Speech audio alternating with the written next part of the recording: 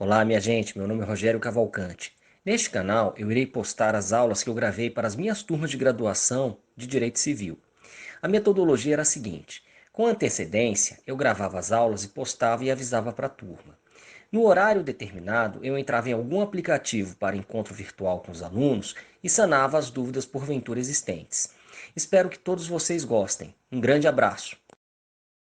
Olá, minha gente, estamos aqui no dia 13 de abril de 2020 para tratar sobre codificação. Tá?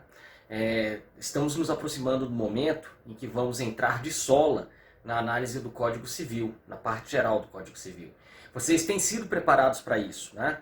A gente já estudou, né, uma parte introdutória muito relevante, mas muito mesmo, que é a LINDB, né, a Lei de Introdução às Normas do Direito Brasileiro. A gente estudou nela como é que funcionam as fontes do direito, a gente estudou nela conflitos de leis no tempo, a gente estudou conflitos de leis no espaço, né? E agora a gente vai começar a entender, né, o que é um código. Né? Porque todos os semestres nas faculdades de Direito Brasil afora, né, eles estão, principalmente obviamente na área de Direito Civil, eles estão muito calcados na análise do Código Civil. Né? Óbvio que também em toda a doutrina, em toda a jurisprudência, em todo o sistema complementar jurídico que circunda o Código. Mas o nosso eixo de estudo primeiro, quando a gente está vendo direito civil, é o Código Civil. Né? Isso não é à toa. Mas, então, vejam, o objetivo da aula agora é prepará-los para esta parte, né, do semestre.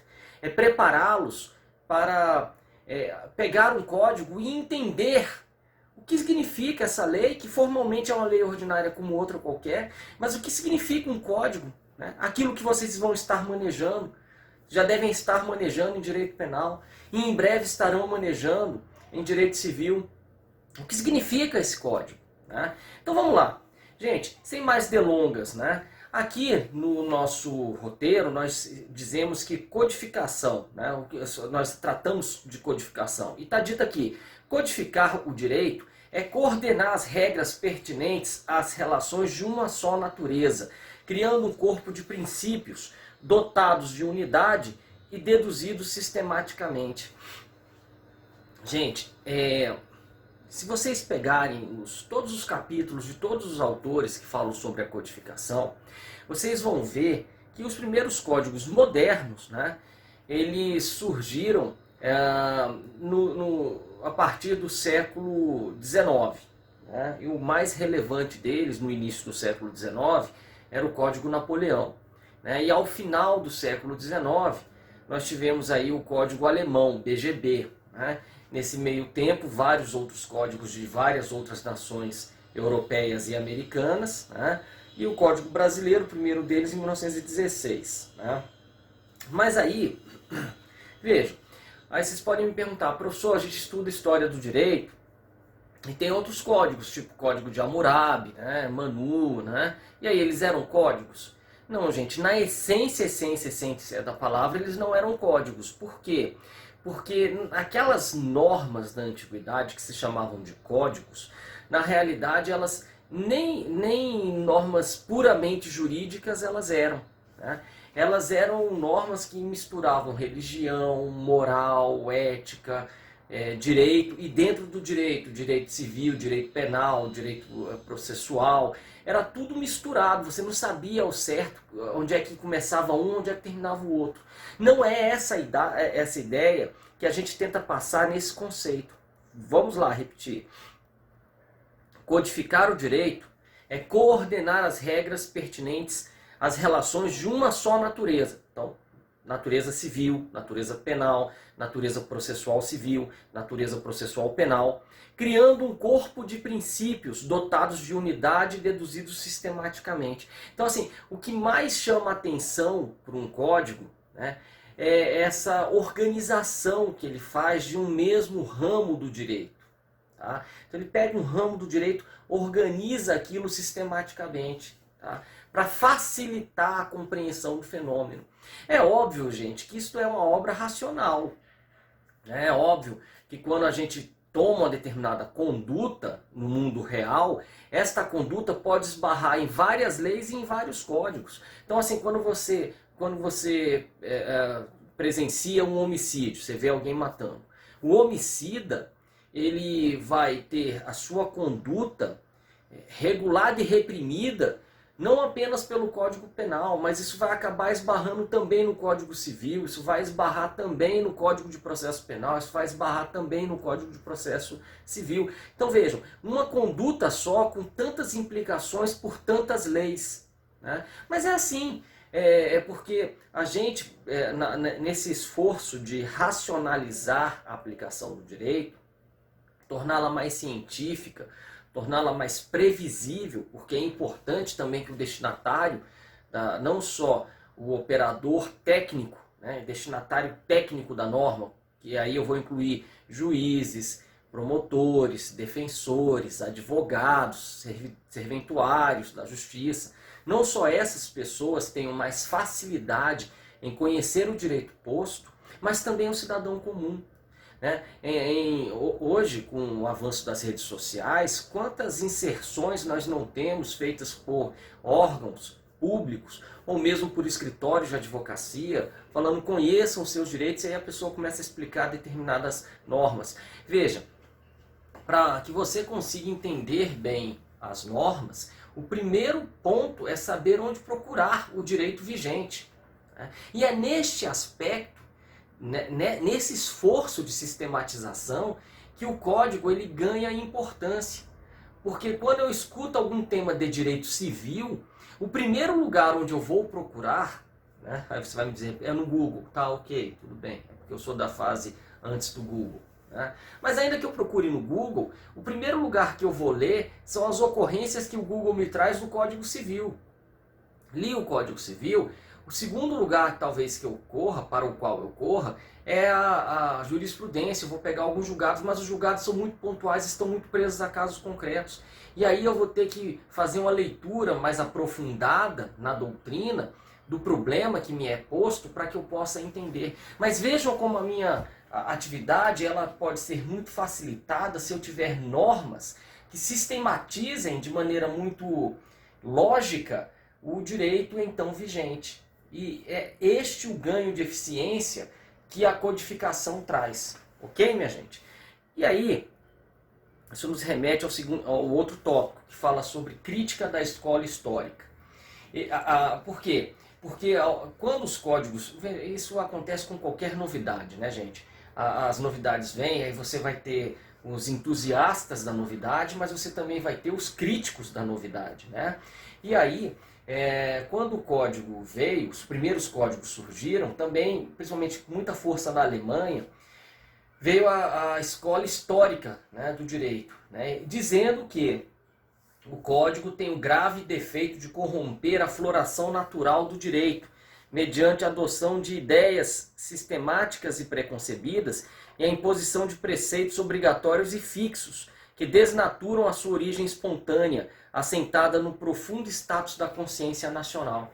Então, as pessoas que eram contra a codificação, elas diziam assim, o código engessa, é ruim, porque a gente nunca mais vai ter o direito sendo transformado de acordo com as necessidades sociais. Gente, isso não é verdade, tá? Assim, era uma preocupação plausível na época, né?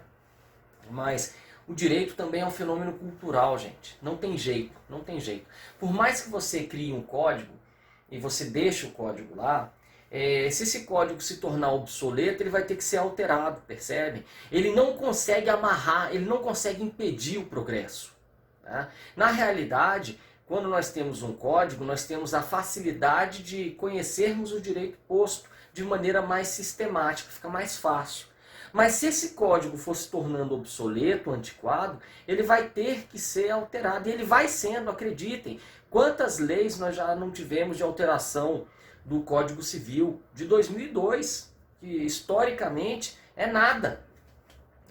18 anos aí de existência, do ponto de vista histórico, isso não é tanto assim. Né? No entanto, o nosso Código Civil ele já foi alterado diversas vezes e continuará sendo. Por quê? Porque ainda mais nesses tempos tecnológicos, a gente tem uma necessidade aí de adequação das normas à realidade muito intensa, porque a realidade muda de forma muito rápida, né? Mas o fato de você ter que adaptar o código à realidade atual não serve de justificativa para você rejeitar o código. Pior seria se nós não tivéssemos código, porque pelo menos existem muitos comportamentos humanos que já são os mesmos desde Roma. Então, por exemplo, dívidas. Gente, nós podemos ter algumas novidades no mundo tecnológico em relação a obrigações e a pagamento de dívidas, mas na essência, a coisa funciona assim: se você deve, você paga, certo? Desde que o mundo é mundo, na essência a coisa era assim: se deve, paga. Pronto, acabou. E aí nós temos várias normas falando: ah, mas e se eu não quiser pagar? Se eu devo dinheiro e não quero pagar o dinheiro, eu quero pagar dando um carro, como é que faz? Aí vem em Roma, era um problema que acontecia em Roma, não com o carro, é claro, né? Mas, por exemplo, eu quero dar uma carroça. Eu devo dinheiro e quero entregar carroça e animais para pagar. O credor é obrigado a aceitar? Aí você vai desde Roma, as pessoas dizendo assim: não, vale a palavra empenhada. Se você prometeu dar dinheiro, ele só é obrigado a aceitar dinheiro. Ah, mas ele pode concordar em aceitar coisa diversa da que foi estipulada? Pode. Aí em Roma esses problemas começaram a surgir e os juristas começaram a dar soluções para esses problemas. O nome disso hoje em dia é dação em pagamento, e ela exige a concordância do credor, tá certo? Mas vejam, eram problemas que existiam lá atrás e vieram até hoje. Os juristas escreviam, quando esses problemas surgiam, de maneira pouco sistemática. Eles iam falando: olha, aconteceu isso, para mudar o objeto do pagamento tem que haver concordância e tal. Os caras iam escrevendo isso. Mas aí a gente chegou e conseguiu, com a maturidade dos séculos, a gente conseguiu sistematizar e falar assim: opa, pagamento de dívida deve estar dentro de um ramo do direito chamado direito civil. Porque, veja, em Roma eles nem falavam muito academicamente direito civil, direito administrativo, direito constitucional, direito penal. Não, é a vida do cidadão e as normas para regerem a vida dos cidadãos, né? Mas aí, minha gente, olha só, com o passar dos tempos, nós fomos identificando que o direito, embora seja um só, a sua abordagem ela pode ser racionalizada. Como é que eu racionalizo? Racionalizo, vou dividindo em conjuntos. Ah, então eu tenho o direito público e o direito privado, dois grandes conjuntos, né? Público e privado. Dentro do público eu posso colocar outros ramos um pouquinho menores. Quais são eles? Ah, direito administrativo, direito tributário, direito constitucional e assim vai. No direito privado eu posso pôr direito civil, direito empresarial, direito do trabalho, né? Seriam ramos do direito privado. Dentro do direito civil eu ainda tenho sub-ramos, subespécies, né? Eu tenho ainda a parte geral do direito civil, eu tenho o direito das obrigações, eu tenho direito dos contratos, eu tenho direitos reais, eu tenho direito de família, eu tenho direito das sucessões, né? E dentro de cada um desses ramos aí, de cada um desses direitos, eu ainda posso ter mais outras subdivisões, percebem? E aí, gente, imaginem que eu poderia ter tudo, né? Assim, várias normas regulando isso tudo de maneira caótica. Pensem num armário. É como se eu tivesse todos os meus pertences entulhados no armário. Tá?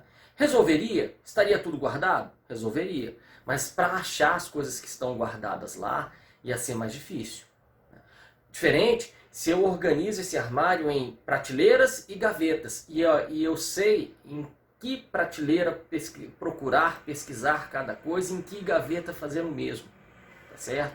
Eu posso dizer que o grande armário seria a ciência do direito, né?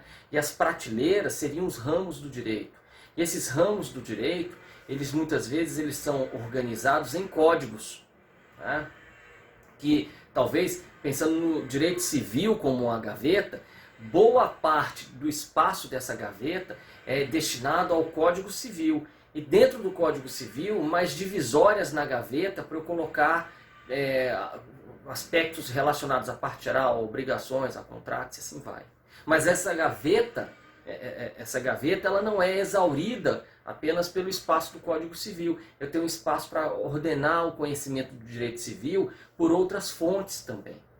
entendem? Mas percebam que uma coisa é ter um armário dividido em prateleiras e gavetas, e as gavetas subdivididas com outros espaços para colocar objetos semelhantes. Vejam que a facilidade para eu encontrar as coisas que eu quero é muito maior do que procurar no armário que não tem divisão nenhuma, em que tudo estivesse entulhado.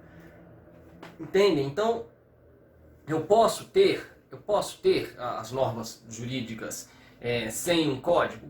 Posso, não tem problema nenhum. Só que aí eu comparo esse ordenamento jurídico ao ordenamento entulhado. Né? Eu não vou ter organizado bem as minhas normas. Elas nos regulam, elas existem, elas são obrigatórias, não tem problema nenhum. Mas eu vou ter mais dificuldade de recuperar a informação, de saber qual é o direito vigente. Entende? Então, aqui não é que os códigos sejam obrigatórios, mas significa que eles trazem uma vantagem. E o medo era que essas vantagens, elas revelassem um problema, que seria um engessamento do direito. Feito o armário, não gente, nem armário, a gente sabe que é difícil a gente mexer no armário, né? Mas vez ou outra a gente reorganiza, vez ou outra a gente muda a disposição das gavetas, vez ou outra a gente muda a disposição interna do armário, né? Isso, o fato de ter um armário dividido, não é um problema. Né? Pior seria se nós não tivéssemos nem as divisões internas do armário. Entendem? Essa analogia que eu faço entre o armário, que é a ciência do direito, suas subdivisões, e dentro das subdivisões um espaço reservado aos códigos. Entendem isso?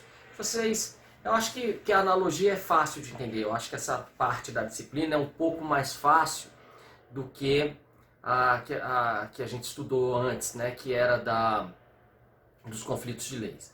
Mas o fato, gente, é que pelas inequívocas vantagens da codificação, a codificação prosperou. E o movimento codificador oitocentista, ou seja, dos anos 1800, esse movimento ele foi inegavelmente vitorioso. Tanto é que os principais países, né, do direito continental europeu adotaram isso. E adotaram isso ao longo de um século. Né? E essa prática se espalhou mundo afora. Você tem, então, dentro da sistemática europeia, e aí eu falo muito disso porque a gente ainda estuda o nosso direito muito atento ao que acontece na Europa, e isso por uma razão óbvia.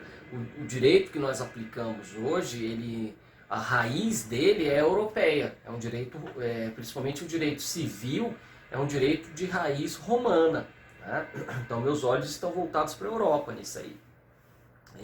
Então, veja, os países, e a nossa matriz é uma matriz de direito continental, que os países de língua inglesa chamam de civil law, né? Em contraposição ao common law deles. Né? Então os países do civil law, ou do direito continental, esses aí abraçaram com força a codificação. Né? Já o direito anglo-saxônico, que é um direito mais consuetudinário, mais jurisprudencial, ele não abraçou a codificação com o mesmo vigor que nós abraçamos. Se você pegar um filme, embora existam códigos lá também, pegar os Estados Unidos, cada país você vai ter código penal, cada estado você vai ter código penal, você vai ter estados com código civil, mas não com essa mesma relevância que nós damos. Porque se você pegar quem assiste filme jurídico americano, sempre tem um nerd na sala de aula, né? Aqui no Brasil, né, a gente diria que o grande aluno, né, é aquele que conhece bem a lei, né, e conhece também, em complemento, a jurisprudência que aplica essa lei, a doutrina que aplica essa lei. Esse é o grande aluno. Lá nos Estados Unidos, ao invés de começar a falar da lei, ele começa a falar dos precedentes. No caso, não sei o que, versus não sei o que, fulaninho decidiu tal coisa. Aí o aluno lá, o inteligentão da turma, levanta o braço e fala: não, professor, mas no outro caso, ciclaninho versus o outro lá, a decisão foi um pouco diferente. E aí eles começam a discutir os cases, né, os casos jurídicos que foram apreciados pelas cortes. Mas no direito continental, a importância que nós atribuímos à nossa codificação ela é enorme. E os códigos, para que a gente diga que algo é um código, segundo essa nossa discussão, esse esforço de sistematização, nós dizemos que os códigos modernos eles devem ter as seguintes características. Durabilidade. Gente, um código ele é fruto de uma eu até transcrevo essa frase de Zé de Alencar, aquele famoso autor de literatura brasileiro.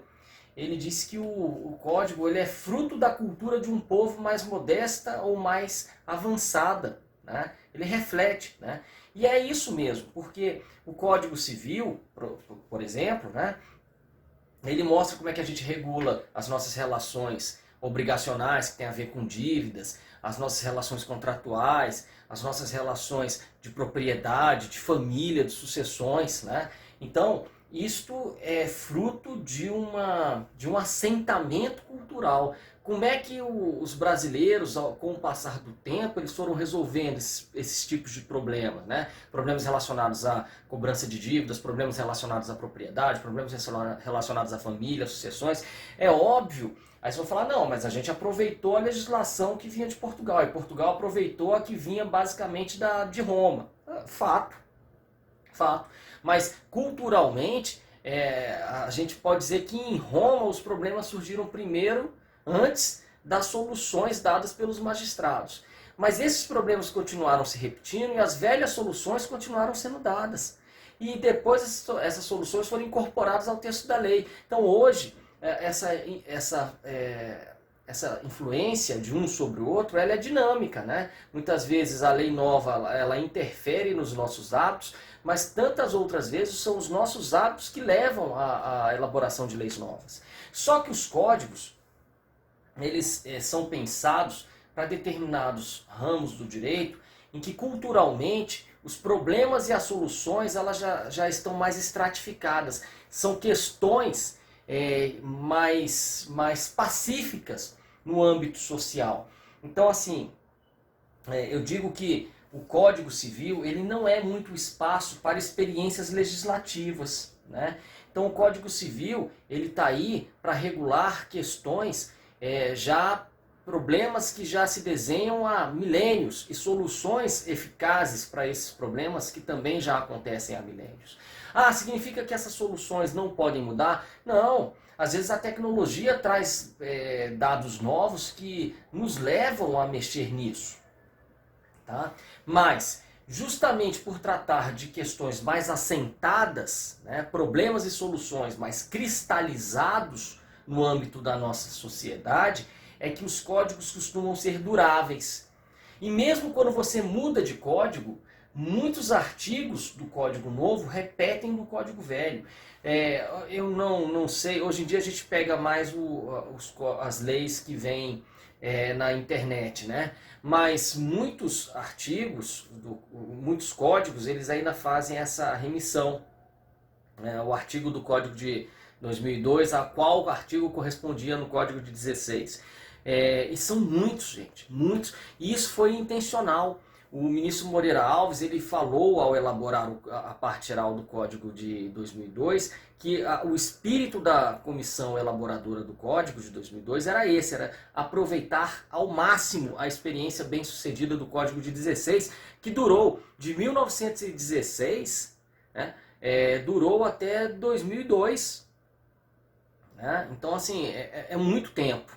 Né? Então, você não pode dizer que esse código seja um código de se jogar fora. Do Código Civil de 16, que tinha um pouco mais de 1.800 artigos, em torno de 1.400 eram soluções que vinham desde Roma. Então, são questões muito cristalizadas. Isso faz com que o código, já que ele versa sobre essas questões já muito pacificadas, ele tenha como uma das suas características a durabilidade. O nosso Código Civil, que eu digo, até pouco tempo eu falava um novo Código Civil, né, ele é relativamente novo mesmo. Um código ele costuma ter o tempo de vida de uma pessoa. né? Você vê, o código alemão ele vem de 1900, né? O código francês, aí ele extrapola a vida de uma pessoa. O código francês ele vem de 1804, né? O Código Brasileiro de 16 durou de 16 a 2002. Então, uma das características dos códigos modernos é a sua durabilidade. Tá? Então, o Código de Processo Civil, por exemplo, no Brasil, aí eles foram um pouquinho mais curtos, né? O primeiro Código de Processo Civil foi de 39, o segundo de 73 e o terceiro de 2015. Isso porque a população ela vai crescendo muito e a demanda pelas soluções judiciais elas mudam muito, né? Veja, o direito material ele vai mudando, mas o direito processual ele tem mudado mais rapidamente porque a necessidade de dar celeridade aos processos ela tem criado uma demanda por respostas cada vez mais eficazes, né? E que incorporem cada vez mais a tecnologia nas soluções que o judiciário dá, né? Então, mas mesmo assim os códigos de processo, mesmo que haja uma pressão maior por alteração, esses códigos eles duram 20, 30 anos, às vezes quase 40 anos. Né? Vejam que o código o Código de Processo Civil anterior ele durou de 73 a 2015, 42 anos. Então, ainda que seja uma coisa um pouco mais rápida, ainda assim é demorada. Né? Bom, então a primeira característica é a durabilidade. A segunda característica é organicidade. Organicidade é o que, gente? O código ele é um todo sistemático. Né? Ele conversa entre si como se fosse um corpo. Né? Nós temos um corpo humano, cabeça, membros, mas todos concatenados. Todos precisam funcionar bem, né? Para que a solução final ela seja satisfatória. E o código ele tem essa ideia de organicidade. Então, organicidade e homogeneidade meio que se completam. Por quê? Porque quando eu falo em organicidade, eu digo que ele funciona como um todo orgânico, né? Ele tem seus órgãos, mas que esses órgãos eles devem funcionar em harmonia, né? Porque existem princípios semelhantes, homogêneos, que vão inspirar o diálogo entre essas partes do código. Então vejam, como a parte geral se harmoniza com todas as outras, ainda que as outras, principalmente a parte geral talvez fosse o elemento de coesão do código. E a parte geral ela imita uma relação jurídica. Né? Por quê? Porque olha só, na relação jurídica nós temos sujeitos que se vinculam em torno de um objeto. Essa relação jurídica pode ser de obrigações, pode ser de contratos, pode ser muitas vezes de coisas, embora a relação jurídica de direitos reais ela tenha as suas peculiaridades, pode ser de família, pode ser de sucessões, certo? E aí vem a parte geral do código regular a relação jurídica, porque a parte geral do código vai falar o quê? Pessoas, que são os sujeitos da relação, bens, que são objeto das relações, e fatos jurídicos, que são os fenômenos que criam, modificam ou põem fim a essas relações. Ok, gente? Então, existe aí uma certa organicidade. O código ele funciona com o pensamento de um todo orgânico. Né? E órgãos que se harmonizam e que se completam. Né? Então você tem a parte geral, mas essa parte é complementada pelos contratos, pelo direito das coisas. Como é que você faz? Qual é a parte do código que disciplina a propriedade? Direitos reais. Mas como é que você transmite uma propriedade? Muitas vezes eu tenho que fazer uma compra e venda, uma doação. Então, a propriedade em si, como funciona a propriedade, é disciplinada lá no direito das coisas. Mas como é que eu transmito a propriedade é disciplinada lá em contratos. E aspectos gerais sobre isso tudo eu vou ter na parte geral do Código Civil. Percebem como é que eles se casam bem? Então, durabilidade, organicidade, homogeneidade, perfectibilidade. Perfectibilidade, gente, significa que o código ele não é uma norma perfeita, porque ele é elaborado por seres humanos. Mas ele tende ao acerto, ele busca acertar sempre. E por isso que muitas vezes ele tem que ser emendado, ele tem que ser modernizado, para que este acerto ele fique cada vez mais presente na regulação da vida das pessoas. Vamos lá tomar uma água que daqui a pouco a gente continua. Pois bem, minha gente, vistas as características do código, vamos falar agora as técnicas de elaboração desse código, né? A primeira delas, está aqui no roteiro, o código pode ser formulado mediante uma entre as 3 técnicas expostas adiante. A primeira delas é a técnica casuística, essa técnica é a pior delas, tá? A técnica casuística, gente, ela tenderia a incorporar mais exemplos, ser mais detalhista, né? Menos abstrata, mais concreta, mais calcada em exemplos. Por exemplo, eu vou dar aqui um caso desse. O Código Civil Prussiano, salvo engano, era do final do século XVIII, 1700 e burdoada, 1792, eu acho. Posso estar enganado na data. Mas é lá do final do século XVIII. Ele usava essa técnica casuística. E ele tinha um parágrafo, olha só, que ele dizia nesse parágrafo, aliás, um parágrafo não, ele tinha 62 parágrafos para dizer quais eram as pertenças existentes para o direito alemão. Pertença é o quê? Se você pegar o Código Civil Brasileiro, em um artigo ele define pertença. Ele diz que pertença, depois a gente vai ver, a gente vai estudar isso em parte geral. Né? Quando a gente estiver falando de bens, salvo engano, deve ser lá para o artigo 93, 92, 93, 94. Lá você vai ter alguns regramentos sobre pertença. Mas o conceito de pertença é o quê? Pertença é o bem que, não integrando o principal, se presta duradouramente ao seu uso, a seus serviços ou ao seu aformoseamento. Tá? As pertenças, elas seriam isso. Tá? E aí, minha gente, a gente pode discutir o seguinte: a partir deste conceito legal, eu chego a exemplos de pertença? Chego. Por exemplo, a ponta dessa caneta não é uma pertença. Por quê? Porque pertença é o bem acessório que, não sendo parte do principal, se destina de forma duradoura ao seu uso. A ponta, essa pontinha da caneta, ela integra o bem principal, que é a caneta. Então ela não pode ser uma pertença. Mas esta tampa, vamos ver se encaixa no conceito. Ele não integra a estrutura interna do bem principal, mas se destina de forma duradoura ao seu uso. Pronto, pertença. Entenderam isso? Fiquem tranquilos que a gente vai estudar isso ao longo do semestre, mas é só para vocês enxergarem. Aí o Código Civil Brasileiro, ele diz em um artigo o que é pertença. O Código Prussiano levava 62 parágrafos. Pertença o cadeado em relação ao portão. Estava errado? Não, errado não estava. Tá? Ele trazia só exemplos corretos de pertença. Os animais em relação à granja são pertenças. Os móveis em relação ao apartamento são pertenças. Agora imaginem vocês ter que ficar dizendo todas as pertenças possíveis e imagináveis que podem vir a existir no mundo. Gente, é uma loucura isso. E pior do que ser uma loucura, fica mais fácil. Para quem não é operador do direito, fica um pouco mais fácil. Por quê? Porque ele abre o código e ele fala assim: opa, eu quero saber se o cadeado é uma pertença do portão. Aí ele vai procurando, achou, cadeado em relação ao portão é uma pertença. Tá? Ficou fácil para ele. Ele não tem nem que saber o que é pertença, mas ele está lá, ele leu que o cadeado é uma pertença do portão. Ficou bom. Tá?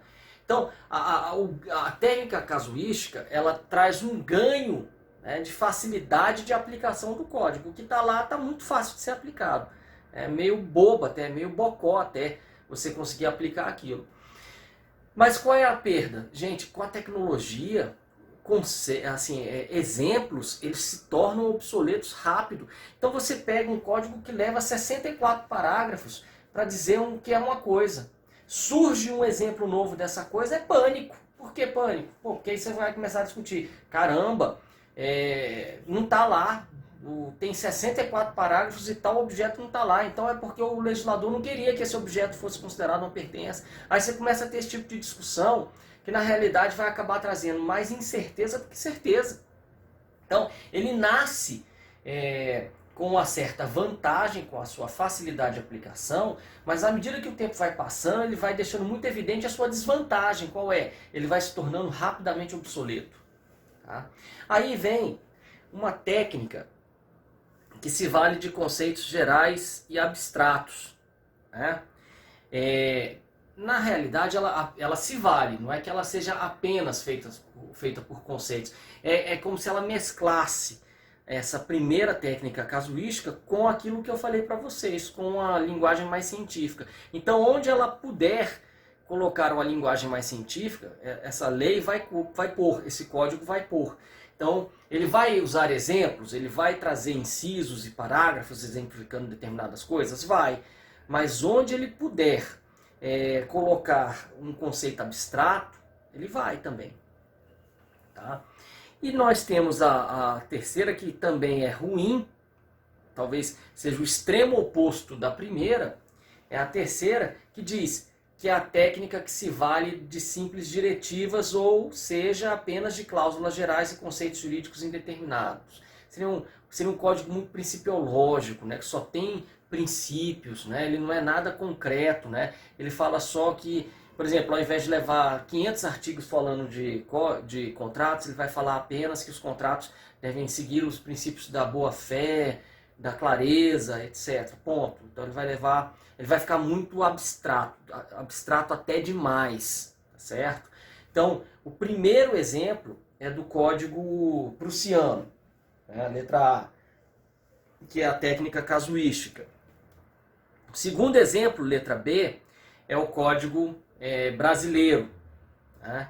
E o terceiro exemplo eles dão como código suíço, do início do século XX, salvo engano, tá? Que era um código muito principiológico. Tá? O código brasileiro, então, ele tem uma técnica mais científica, ele mescla alguns apontamentos casuísticos com conceitos gerais, e aí ele vai ficando sempre atual. É o que está aqui no tópico seguinte do nosso roteiro.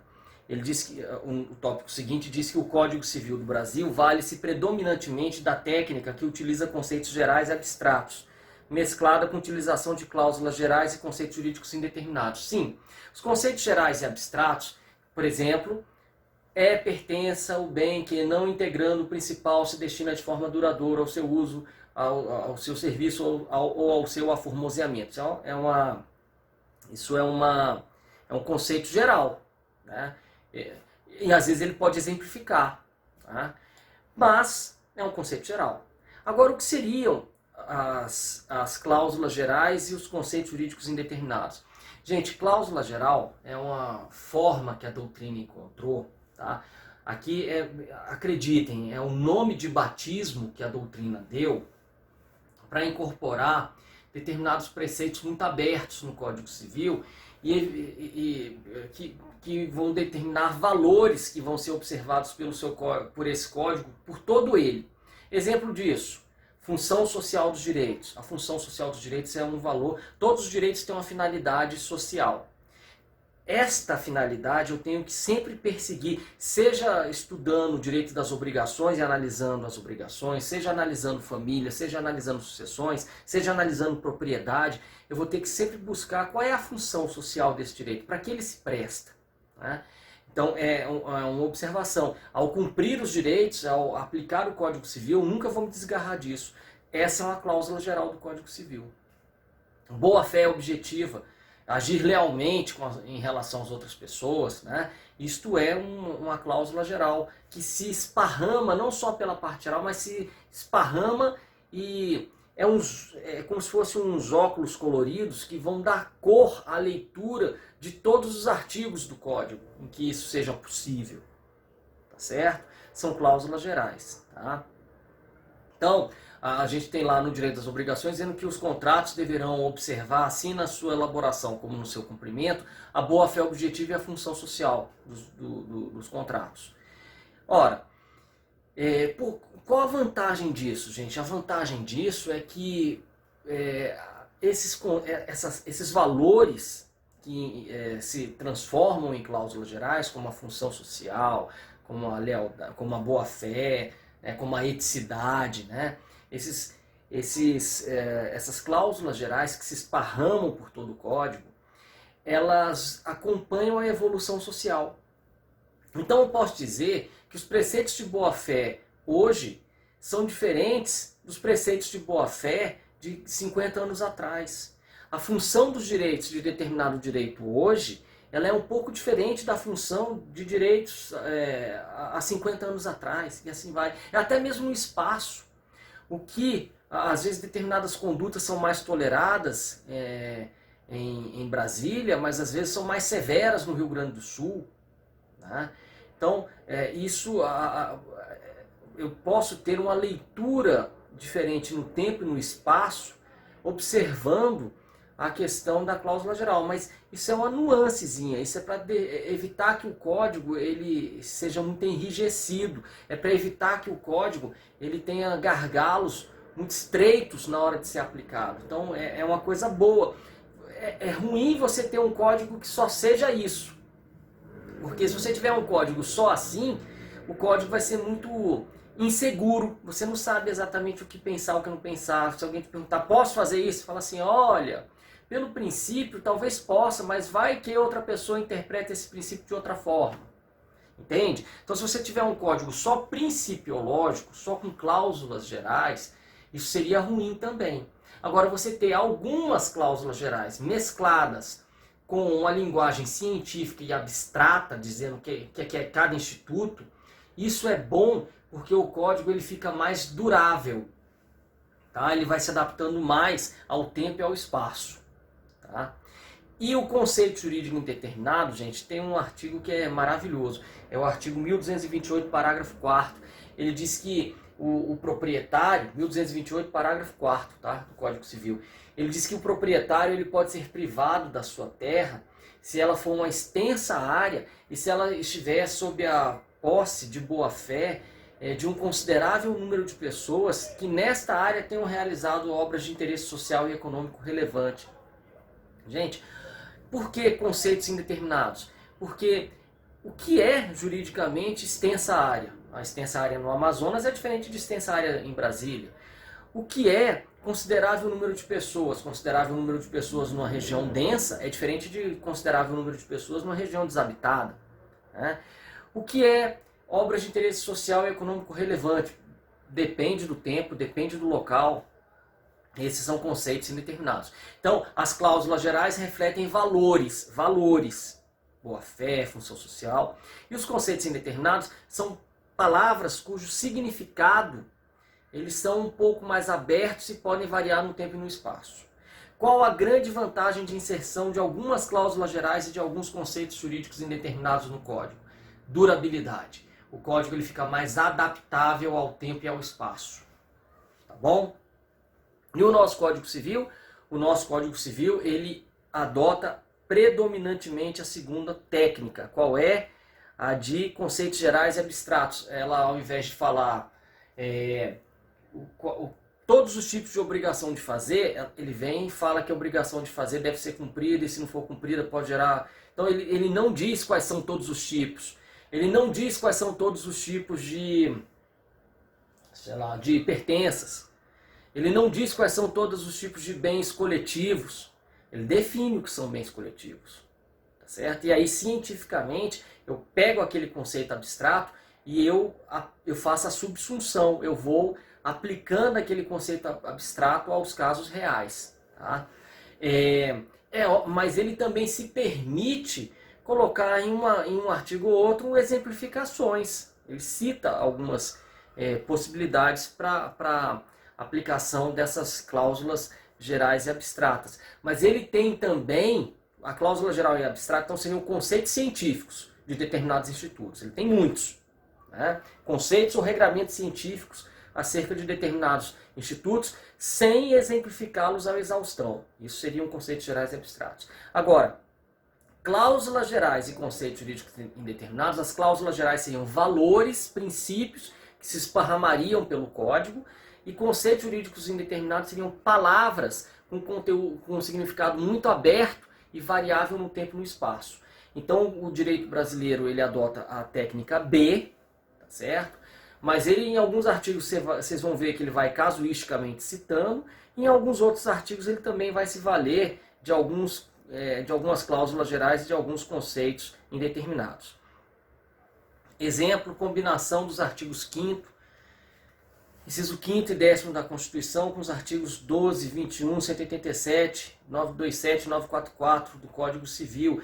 que aí a gente tem alguns valores que constam desses artigos, né, como por exemplo proteção a direitos e a valores e a princípios fundamentais, boa-fé, proteção à vida, questão de indenização vinculada a esses valores, tá certo, gente? Isso mostra a forma como o nosso código foi elaborado, tá? Abraçando aí a técnica colocada naquela letra B de bola. Tá? Bom, o ministro Moreira Alves, um dos grandes gênios do direito brasileiro no século, ainda vivo, graças a Deus, mas que teve sua produção acadêmica e jurídica muito intensa no século XX, segundo o ministro Moreira Alves, três foram aí no século XXI também, porque o Código Civil de 2002 foi muito para frente pelo esforço do ministro Moreira Alves e do senador Josafá Marinho. Tá? Mas fora outros também, né? Mas esses dois eram nomes muito presentes nas discussões. Segundo Moreira Alves, 3 foram as lições do novo Código de Portugal para a elaboração do Código Civil Brasileiro de 2002. Primeiro, manutenção de parte geral. Segundo, feitura de código com linguagem científica. Terceiro, realização de poucas alterações a cambiar a orientação filosófica da norma. Gente, existem códigos, aí eu posso dizer que existem 2 grandes modelos de código. Tem um Código Civil modelo alemão, que é aquele que divide o seu direito em parte geral e parte especial. Eu acho esse o mais racional de todos, e é o que a gente segue. Existe o código com linguagem... Não, perdão. Existe o código com o modelo alemão e existe o código com o modelo francês. Por que o modelo francês? O modelo francês não divide o código em parte geral e parte especial. Ele trata só de obrigações, família, contratos, coisas, pronto, e sucessões. Ele não traz parte geral, porque ele acha que os preceitos de parte geral já estão indiretamente tratados nessas subdivisões de direito civil. Mas eu acho que o código ganha em sistematização e organicidade quando, além desses livros específicos, ele traz o livro de parte geral. É aquilo que eu falei, a parte geral ela disciplina uma relação jurídica, e a relação jurídica ela vai acontecer em qualquer ramo do direito. Então, há um ganho sim de racionalidade quando eu trago aspectos gerais das relações jurídicas para a parte geral do Código Civil. Eu sou favorável à manutenção e eu prefiro o modelo alemão de código ao modelo francês, que foi seguido por Espanha, Itália, Argentina, tá certo? E, obviamente, pela França, né? Bom, o código tem uma linguagem científica. Isso já foi dito mais ou menos quando eu falei que a gente usou a segunda técnica de elaboração de código, né? O código com conceitos gerais e abstratos, o que deriva do tratamento científico de cada conceito. Cientificamente, o que é uma pertença? Vem lá o código de disciplina. Tá? Ele não vai só dando exemplinhos. Né? C. Realização de poucas alterações a cambiar a orientação filosófica da norma. Tá? É porque a gente tinha um código de 16 que era muito acusado de ser um código individualista. Claro, gente, foi um código do início do século XX. No início do século XX, o pensamento econômico era o liberalismo quase que puro. Né? É um pensamento que vinha desde da Revolução Francesa. Né? Óbvio que a partir da Revolução de Zapata no México e da Constituição alemã do pós-guerra, você tem um pensamento social mais relevante, né? Do pós-Primeira Guerra, eu quero dizer. Você tem um pensamento social mais relevante a mitigar um pouco esse liberalismo. Mas a gente ainda pegou o rescaldo dessa época liberal. Né? O nosso código foi um dos últimos códigos puramente liberais. Então o individualismo estava mais presente no nosso código. Aí a gente cambiou, precisou mudar todos os artigos? Não, porque muitas soluções do Código de 16 já eram soluções válidas desde Roma. Mas os artigos que tratavam de princípios, esse a gente mudou, e são poucos os artigos que tratam de princípios. Né? A gente viu, são os artigos que tratam mais de cláusulas gerais e conceitos indeterminados. A gente inseriu alguns mais modernos que falam sobre boa-fé objetiva, né? Sobre função social da propriedade, do contrato, né? Sobre eticidade.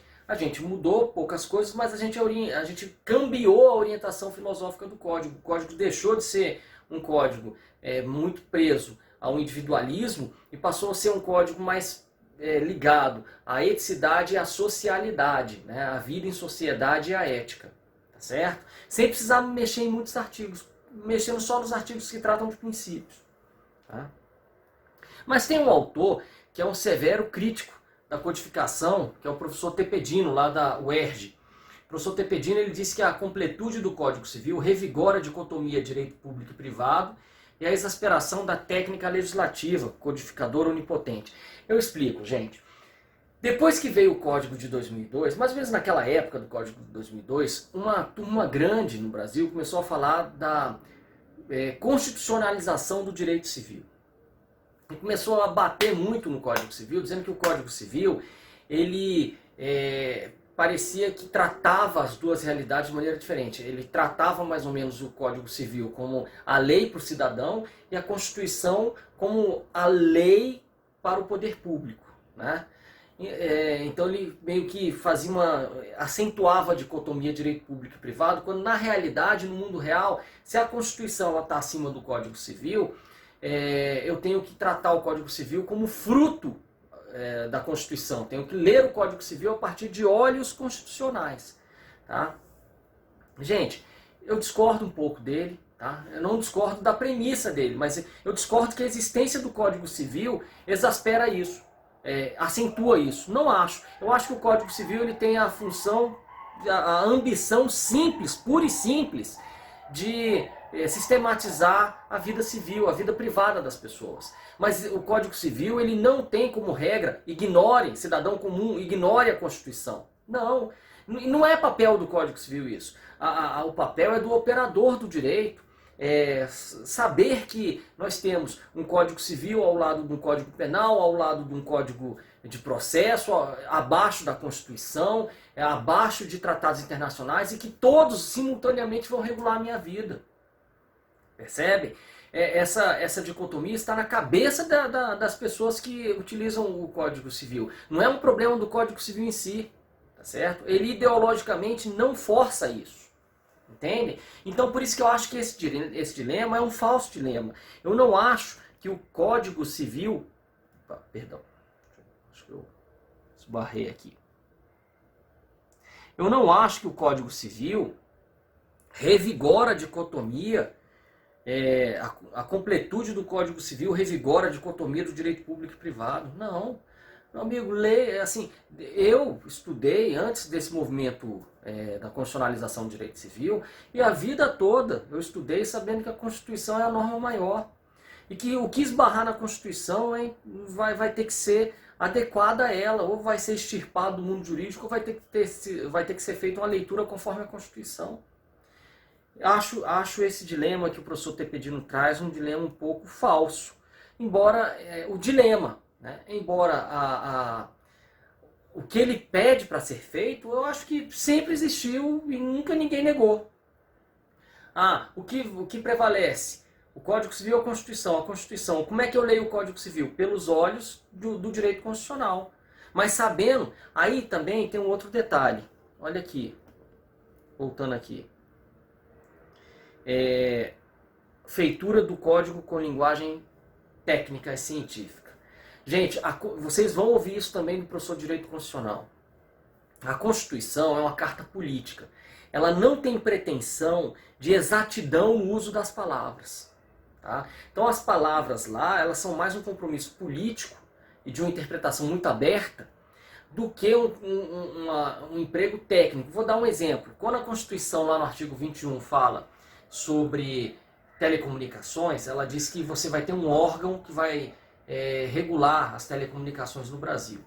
Órgão, a gente vai estudar, ele é um pedaço de uma pessoa jurídica, ele não é uma pessoa jurídica. Aí o que é que criaram no Brasil? Criaram no Brasil uma pessoa jurídica para tratar das telecomunicações, chamada Anatel, Agência Nacional de Telecomunicações. É uma pessoa jurídica, ela não é um órgão, ela é mais do que um órgão. Se você pegasse a Constituição e fosse ler, achando que a linguagem ali era uma linguagem fechada, científica, rigorosa, você ia falar, pô, tá errado, eu não podia ter criado uma pessoa jurídica para tratar de telecomunicações, eu tinha que ter criado um ministério. O ministério é um órgão, ele é um órgão da União, é um pedaço da União. Então eu tinha que ter criado o Ministério das Telecomunicações, eu não podia ter criado a Agência Nacional de Telecomunicações. Gente, é uma bobagem isso. Por que é uma bobagem pensar assim? Porque quando a Constituição fala que as telecomunicações elas serão reguladas por um órgão, ela quer dizer apenas que o poder público de algum jeito vai regular as telecomunicações. Não importa que seja por uma pessoa jurídica nova, ou que seja por um ministério, com uma fração da União, não importa. Entende o que eu quero dizer? A Constituição, então, ela usou uma linguagem coloquial, de certa maneira. Uma linguagem do português culto, ok? Mas não uma linguagem científica do ponto de vista jurídico, tá certo? Esta não é a pretensão da Constituição. Já o Código Civil, ele tem uma pretensão mais científica. Aí sim, o Código Civil, ele tenta tratar os institutos de direito civil de forma mais científica do que a Constituição, ao traçar diretrizes para o funcionamento de toda a sociedade, ela traz. Mas é o que eu estou dizendo para vocês. Basta que a gente saiba entender qual é a função de cada um e basta que a gente saiba harmonizar os dois, tendo sempre em vista que a Constituição ela está acima de tudo. Ponto, acabou. Qual o problema disso? Então, eu não preciso criar um movimento do direito civil constitucional para dizer que... Não preciso, cara. Não preciso. Nunca precisei. Nunca precisei. Desde que eu soubesse harmonizar o texto constitucional e ler o Código Civil de acordo com a Constituição.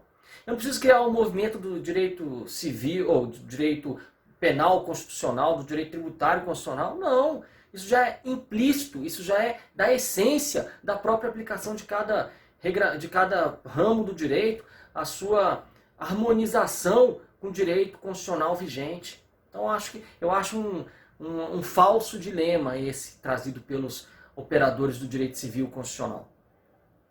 Tá? Modificações sociais e o advento das... essa ainda continua a crítica do professor Tepedino, falando sobre as modificações sociais e o advento dos estatutos a partir da década de 60, como catalisadores do comportamento social. É a descodificação do direito civil. Tá, gente, o que o professor Tepedino está dizendo aqui é que no código, durante a partir dos anos 60, a gente começou a criar uma espécie de microsistemas de direito, né, estatutos, que ficavam orbitando ao redor do Código Civil. Estatuto da Mulher Casada, né? Aí depois, já nos anos 90, Código de Defesa do Consumidor, Estatuto da Criança e do Adolescente, Estatuto do Idoso. Tá? E aí, eles revelavam novos avanços sociais que nem sempre cabiam no Código. Gente, isso é um jeito bonito de chamar isso tudo de microsistema. Realmente, o microsistema ele traz comandos não só do ramo do direito civil, mas ele traz comandos de direito penal, de direito processual civil. Então você pega o Estatuto da Criança e do Adolescente, lá você vai ter diversas normas de direito civil, diversas normas de direito processual, diversas normas de direito administrativo, diversas normas de de direito penal, e aí vai. Por isso que ele é um microsistema. Mas tudo bem que esses estatutos eles trouxeram uma nova visão para a aplicação do direito, mas também os antigos sempre reconheceram essa possibilidade. Isso também não é nenhuma grande novidade, porque a gente sempre falou, antes da gente enxergar isso como microsistema e falar difícil de diálogo das fontes, que os microsistemas conversam com o sistema maior, antes da gente inventar todos esses trelelês, os antigos viravam para a gente e falavam assim, ó, Código Civil não é lugar de experimento. A gente coloca no Código Civil que já está cristalizado e existe a legislação extravagante. Gente, extravagante é vagar por fora. E existe a legislação extravagante, onde eu disciplino aspectos menores ou novidades maiores. Pronto, o que a gente chama hoje de microsistemas e estatutos, a gente já falava disso antes quando a gente falava de leis extravagantes. Lembrando que o Código Civil é uma lei ordinária e as leis extravagantes também eram leis ordinárias e não havia hierarquia entre elas. E aí, como é que eu aplicava uma ou outra? Eu ia muito a partir da ideia de especialidade, que a norma especial ela não revoga nem modifica a norma geral, mas ela prevalece sobre esta, né? E eu iria, quando fosse algo realmente incompatível mesmo, pela ideia da revogação. Mas o que eu quero dizer é que o que há de novo nos estatutos é que eles são normas mais robustas, mais completas. Aí eu tenho que ter uma visão maior de sistema para aplicá-las. Mas isso também não minimiza a importância do Código Civil. Por quê? Porque códigos civis sempre existiram em todos os países do mundo e sempre existiram leis extravagantes. E elas nunca diminuíram a importância do Código Civil, da mesma forma que os estatutos também não diminuem. Ok, minha gente? Bom, a gente pode parar aqui e na próxima aula a gente continua falando do ocaso da era da segurança e o equilíbrio delicado das fontes normativas. Tá bom? Valeu, minha gente. Grande abraço.